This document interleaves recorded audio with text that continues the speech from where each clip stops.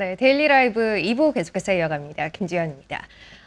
트럼프 행정부 관세 정책의 영향으로 시장이 전반적으로 큰 변동성을 보여주고 있고 그 안에서 역시 테크 기업들도 적잖은 변동성을 보여주고 있습니다. 다만 그럼에도 불구하고 이 파고에도 불구하고 소프트웨어 기업들에 대한 관심은 어찌됐든 지속적으로 가져야 한다라는 의견이 적지 않은 상황이에요. 해서 오늘은 소프트웨어 기업들 내에 최근 있었던 이슈를 가지고 현재의 상황이 어떤지에 대한 이야기를 나눠보는 시간으로 애널리스트 리포트 꾸려보도록 하겠습니다. 김수진 애널리스트 모셨습니다. 안녕하세요. 안녕하세요. 네, 안녕하세요.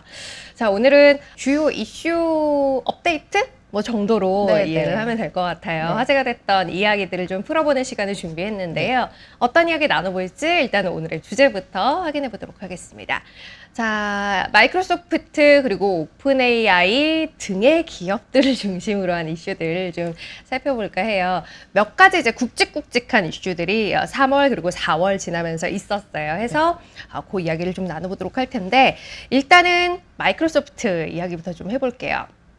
마이크로소프트가 데이터 센터 프로젝트 축소를 하고 있다라는 보도가 블룸버그 발로 4월 초에 전해졌던 바 있어요.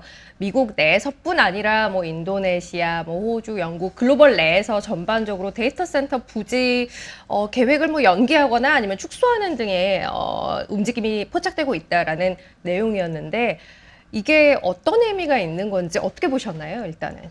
우선은 이 마이크로소프트의 데이터 센터 투자 축소에 대해서 처음에 이제 이야기가 3월부터 나오기 시작했는데 시장에서 이제 많은 우려를 했었습니다. 네.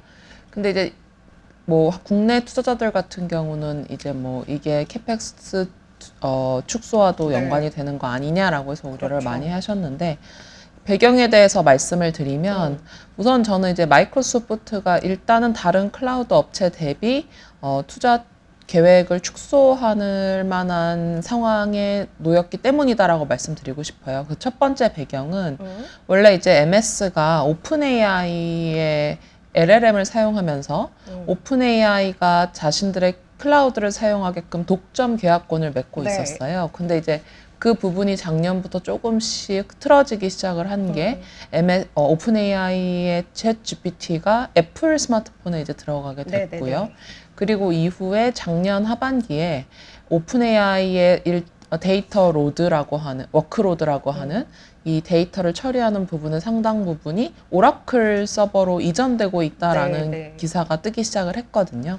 보도자료로도 나오고 공식적으로도 발표를 하고 그러면서 이제 트럼프 행정부가 당선이 된 이후에 스타게이트라는 프로젝트가 나왔어요. 네. 그 스타게이트 프로젝트에서 참여자가 크게 3개 기업, 오픈 AI, 오라클, 그리고 우리 소프트뱅크 네. 이렇게 나오면서 원래는 이제 마이크로소프트가 오픈 AI가 사용하는 클라우드 서버의 대부분일 거라고 생각했는데 오라클로 사실은 물량이 좀 이전이 되는 네네네. 모습이 보였고 이렇게 되면서 이제 앞으로 추가적으로 발생하는 물량은 대부분 오라클에서 이제 처리하기 시작할 거다라고 조금 시장에서 이제 인식을 하기 시작했습니다. 네네네. 그러다 보니 MS가 지금까지 클라우드 컴퓨팅에서 GPU 서버를 구동하는 대부분의 물량이 오픈 AI 발이었는데 네. 그 부분이 이제 줄어드는 경향이 나타난 거죠. 네네네. 그래서 이제 원래 기존의 MS가 예상했던, 계획했던 것보다 조금 데이터 센터를 그렇게 빠른 속도로 짓지 않아도 된다. 네. 라는 생각을 할 수 있게 됐다고 저희가 해석을 할 수가 있고요.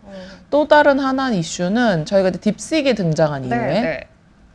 LLM 비용 자체가 떨어지는 것에 대해서 많이 인지를 하기 시작을 했습니다. 그렇죠. 실제로 비용이 떨어지고 있고 네. 그 LLM 비용이 떨어진다는 거는 GPU 자체 성능이 올라가는 부분도 있고 또 하나는 알고리즘 측면에서 이 소프트웨어 측면에서 효율화를 가져오는 측면이 있어요. 네.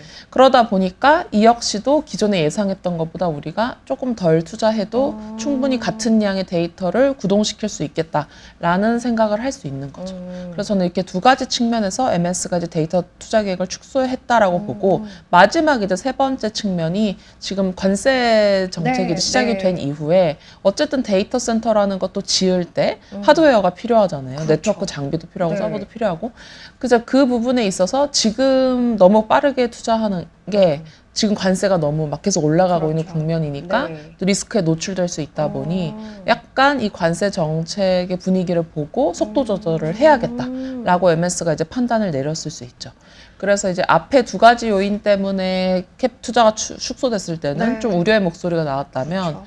오히려 세 번째 이유, 관세 정책을 보고서 좀 슬로우 다운을 해서 속도 조절을 해야겠다라고 했을 때는 빠른 대응이라고 네, 빠른 네. 대응을 했기 때문에 그런 점이 오히려 긍정적이라고 보는 분위기도 있었습니다. 관세라는 이제 굉장히 불확실한 정책적인 요인이 앞으로 어느 방향으로 갈지 모르기 때문에 일단은 굵직한 투자에 대해서는 조금 전략적인 유연성을 가져가겠다라는 부분으로 일부 해석됐던 게 있고 그 네. 부분에 대해서는 시장이 조금 안도하는 측면이 네, 있었다라는 맞습니다. 이야기인데 첫 번째로 이야기해 주신 이유가 조금 걸리기는 해요. 클라우드 쪽에 이제 투자를 축소할 수밖에 없는 상황이 좀 되지 않을까. 그러니까 수요 자체가 좀 줄어들 수도 있고 그러면 이제 클라우드 쪽에서의 성장이 좀 둔화될 수도 있지 않을까라는 부분에 대해서는 기저에 깔고 가는 걱정이 될 수밖에 없을 텐데 어떻게 보고 계신가요? 그래서 이제 이 부분에 대해서는 사실 이제 MS랑 오픈 AI가 우리가 시작될 때는 네. 둘이 굉장히 돈독한 파트너십을 맺고 있었지만 그렇죠. 현 시점엔 둘이 조금씩 각자 도생을 하기 시작을 했단 말이죠. 그런 측면에서 사실 MS가 이제 오픈 AI를 놓는 대신 자생적으로 이제 서버 클라우드 사용량을 높여갈 수 있는 단독의 서비스를 출시를 하는 네. 것이 굉장히 중요해졌어요.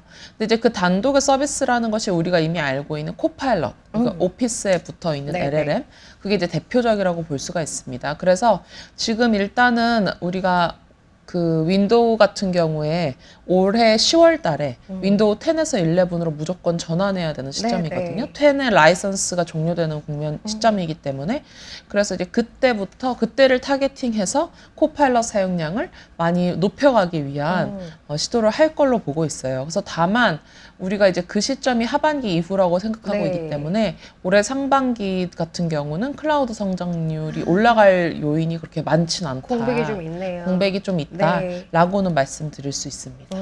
그 이제 국내 투자자들 입장에서도 사실 마이크로소프트에서 데이터 센터에 대한 투자를 조금 축소하거나 연기한다라는 건 걱정할 수밖에 없는 네. 부분이 있었어요. 말씀하셨듯이 이제 캐펙스 투자가 일 시작으로 해서 본격적으로 좀 줄어드는 거 아닌가라는 부분에 대한 걱정인 건데 뭐 이제 좀 있으면 실적 발표도 있을 테고 확인할 수 있을 테지만 어떻게 전망하고 계신가요? 우선은 캐펙스 축소 자체에 대해서 그러니까 우리가 어떤 시점의 속도의 이슈는 있을 수 있지만 네. 계속해서 지금 AI 사용량이 늘어나고 있는 국면은 맞기 때문에 캐펙스 투자는 계속 집행될 수밖에 없다. 방향 자체는 네, 방향 네. 자체는 그렇다라고 말씀드릴 수 있어요. 그래서 이제 캐펙스 투자는 일단은 원래 예상은 올해 상반기가 꼭지일 거라고는 봤어요. 왜냐하면 지난 MS나 다른 데이터 센터 클라우드 업체들 투자하는 거 보면 3년 투자하면 그 다음부터 투자 회수기에 진입하기 네, 때문에 네. 그 3년이 올해 상반기가 이제 마지막이었습니다. 근데 이제 이렇게 속도 조절이 된다는 것은 결국 일정 부분의 투자는 하반기로 밀릴 수도 있기 때문에 네. 하반기까지 어느 정도 여유 있는 캐펙스 투자가 계속 진행이 될 여지가 있다. 그래서 이제 캐펙스 투자 규모 자체에 대해서는 올해 중에는 그렇게 걱정할 필요는 크게 없지 않나라고 좀 판단하고 있습니다. 알겠습니다. 뭐 사실 조금 둔화될 수는 있으나 네. 방향 자체는 어찌됐든 네. 위로 향하고 있다라는 부분에 대해서는 다시 한번 짚고 넘어가 보자라고 이야기를 하신 것 같고 두 번째 이제 이슈됐던 내용에 대해서도 이야기를 좀 해보도록 하죠. 이건 아마 이제 많은 분들이 진짜 AI가 가까이 왔구나. 네. 그리고 이런 문제들이 또 불거질 수도 있겠구나라는 걸 체감했던 계기가 네. 아니었나 싶어요. 오픈 AI가 GPT-4를 기반으로 해서 이미지 생성 기능을 이제 출시했습니다. 이걸 통해서 뭐 많이들 카톡 프사도 변경을 맞아요. 하고 하셨는데 요게 갖고 있는 함의가 뭔지 일단 요거 기능 출시되면서 GPT 사용자가 확 늘었다고 하더라고요. 맞습니다. 그래서 GPT 사용자가 지금 주간 사용자가 이제 5억 명까지 주간 늘었는데, 사용자 5억 명. 네. 23년 2월에 이제 1억 명을 돌파한 이후에 한 6개월 단위로 업데이트가 됐었는데 네. 이번에 24년 2월에 4억 명이었는데 아니, 25년 3월 말 기준 25년 2월에 4억 명이었거든요. 네. 근데 이제 25년 3월 말 기준으로 5억 명을 기록을 하면서 한 달 만에 1억 명이 추가가 된 거예요. 네네네. 그래서 이제 근데 이제 이렇게 엄청난 공격적인 이 가입자 수 증가에 이제 동인이 이 지브리 네. 이미지 변화. 이미지 네.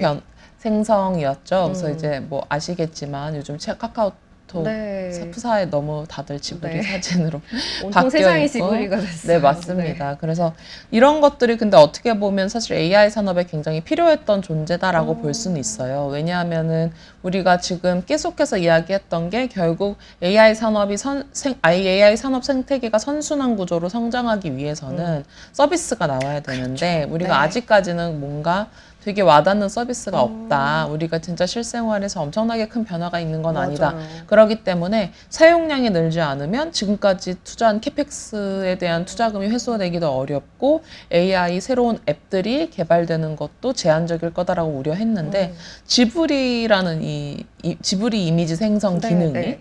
이런 모멘텀이 될 거라고 이제 아무도 생각 못 했는데 그러니까요. 그런 모멘텀이 된 거 아니냐라는 좀 긍정적인 반응이 많은 것 같아요. AI 산업 측면에서는. 그러게요. 지금 보여드린 그림 보니까 3억 명에서 4억 명 되는 데까지는 2달이 걸렸었는데 네. 이제 4억 명에서 5억 명 되는 데까지는 이 이미지 생성 기능의 여파인지 맞아요. 네, 기간이 또 좀 더 단축되는 한 달여간의 기간밖에 걸리지 않았다는 거. 사용자가 어쨌든 늘고 있고 일반 사용자들도 네. 아 이걸로 할 수 있는 게 있구나라는 거를 경험하게 되면서 AI가 조금 더 가까이 오고 확 수익화 쪽으로 가까워지는 네. 계기가 된 것 같다라는 이야기를 맞습니다. 주신 것 같고 다만 이제 요거 사람들이 워낙 많이 쓰다 보니까 샘 얼트먼 CEO는 조금 워워해달라라는 뉘앙스의 이야기를 또 하긴 하더라고요 중간중간에. 맞아요. 너무 갑작스럽게 이제 수요가 몰리다 보니까 네. GPU가 이제 다 감당을 못하는 수준이 됐다라는 이야기를 했는데 이제 이런 부분들은 아마 계속해서 이제 알고리즘 업데이트로 풀어 나갈 것 같고요. 네. 뭐 GPU도 계속해서 구축하고 있다 보니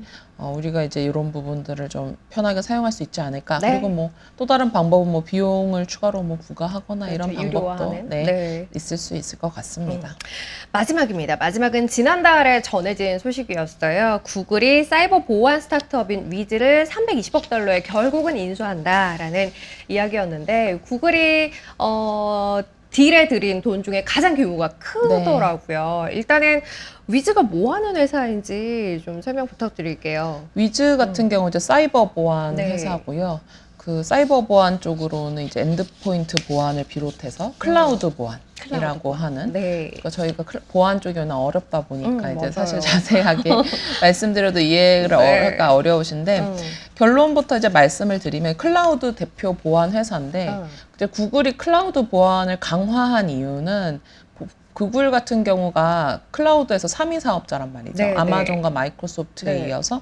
그래서 이제 그 점이 사실 구글한테 항상 컴플렉스였어요. 자기들이 이제 소프트웨어 기술력 쪽으로는 분명히 1위인데 기술적으로 1위인데 우리가 시장에서 3위를 하고 있다는 사실이 굉장히 좀 자존심이 상하는 일이었거든요. 네. 근데 이제 AI 산업의 본격화되면서 사실 가장 이제 중요해진 부분이 보안이라고 할 수 네. 있어요. 우리가 어떤 새로운 기술이 등장하면 그 기술에 맞는 보안 시스템이 또 추가적으로 필요하기 네. 때문에 우리 기업이 디지털 의존도가 높아진다는 거는 한 번 더 또 보안을 업그레이드 해야 된다는 뜻과 일맥상통한다고 볼 수 있습니다.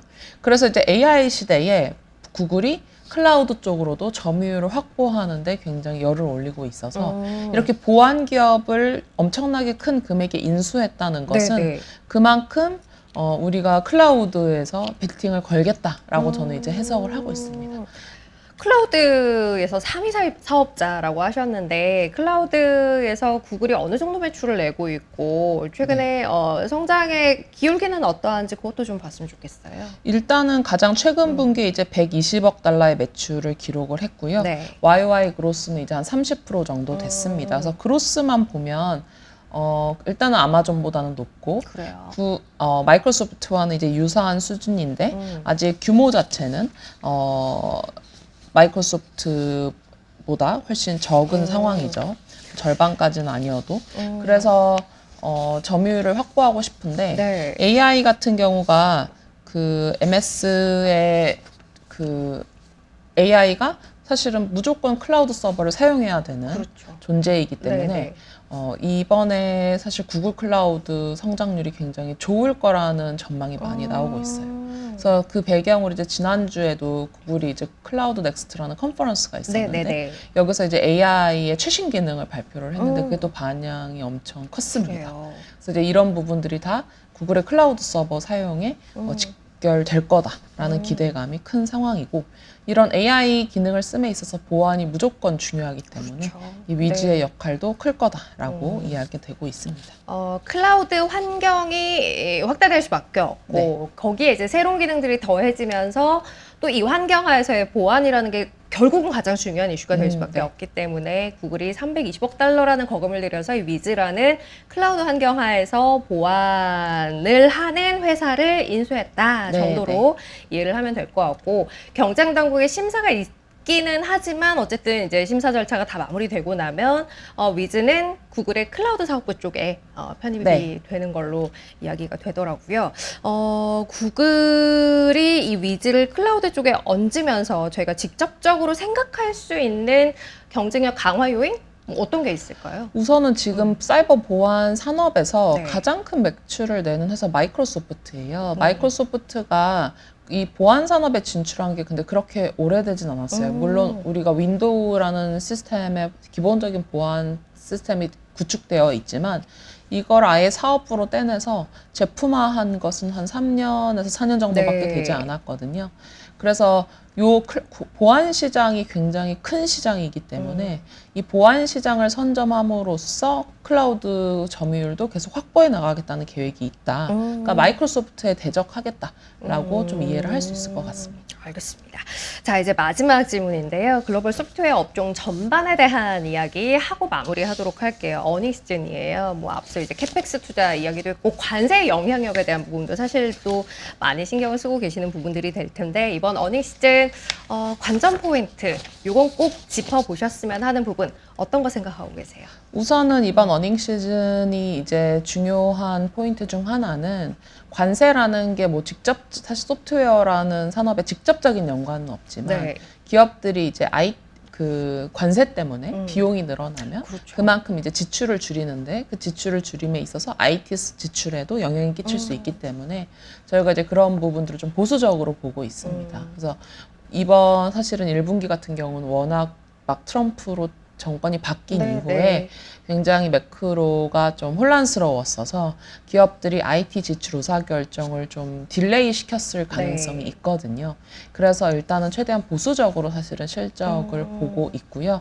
특히나 이제 대표적인 클라우드 매출, 클라우드라고 하면 이제 아마존, 마이크로소프트, 네. 오라클, 구글 같은 클라우드 사업자들 같은 경우는 더더욱 작년 대비 기저효과 때문에 올해 상반기는 아직까지 본격적으로 추론 연산에 대한 데이터 사용 서버 매출이 본격화되지 않았기 때문에 조금 클라우드 성장률이 둔화될 여지가 있다라는 네. 점을 깔고 이제 가야 된다고 보고요.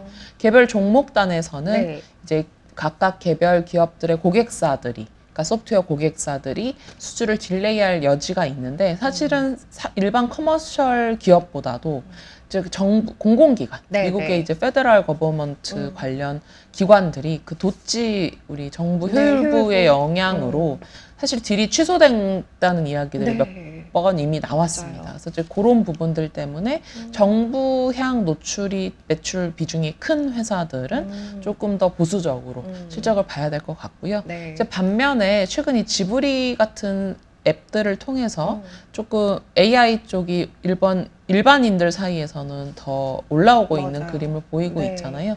그래서 이렇게 B2C 대상으로 하는 조금 더 개인들을 대상으로 서비스가 올라올 수 있는 기업들은 오히려 이제 수요가 올라올 수 있지 않을까라는 기대감을 가질 수 있기 때문에 네. 기업별로 이렇게 차별화가 되는 실적 장세가 될 것으로 예상하고 있습니다. 제일 처음에 이야기하셨던 B2B 쪽을 봤을 때는 뭐 이제 기저 영향도 있고 또 관세 정책의 불확실성에 따른 부분도 있기 네. 때문에 좀 보수적으로 봐야 할 것 같다라는 이야기를 하셨는데, 이쪽은 그럼 상반기 지나고 하반기에 조금 더 좋아지는 네, 그림을 맞습니다. 생각하시는 건가요? 네, B2B 쪽은 아무래도 이제 우리가 B2B는 원래 어떤 소프트웨어를 구축하는데 네. 최소 걸리는 시간들이 있거든요. 3개월에서 6개월.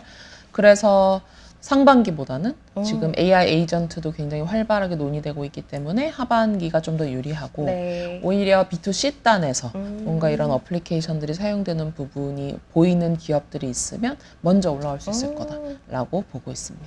좋겠습니다. 정부 쪽의 매출 비중이 높은 기업들은 다만 좀 보수적으로 볼 네. 필요는 현재 정부의 기조상 있어 보인다라는 네. 것까지 함께 이야기 드렸고요. 소프트웨어 업종 내에서 어떤 부분 봐야지 그리고 어닝 시즌 주요 포인트는 뭐가 될지에 대한 이야기 오늘 간략하게 나눠봤어요. 애널리스트 리포트 김수진 선임연구위원 함께했습니다. 고맙습니다. 감사합니다. 네. 자, 데일리 라이브 오늘은 여기서 마무리하도록 하죠. 저희는 다음 시간 다시 돌아오겠습니다. 고맙습니다.